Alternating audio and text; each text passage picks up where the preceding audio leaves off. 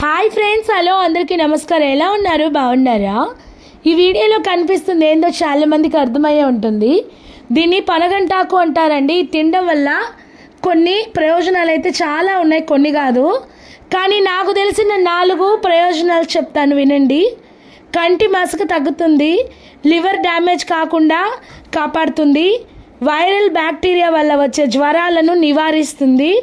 ఈ ఆకులు కళ్ళపై పెట్టుకుంటే కంటి కలకల, కురుపులు ఇవన్నీ తగ్గుతాయి అన్నమాట. ఇంతే కాదు, కంటి చూపు కూడా తగ్గకుండా చేస్తుంది. ఇన్ని బెనిఫిట్స్ ఉన్నాయి.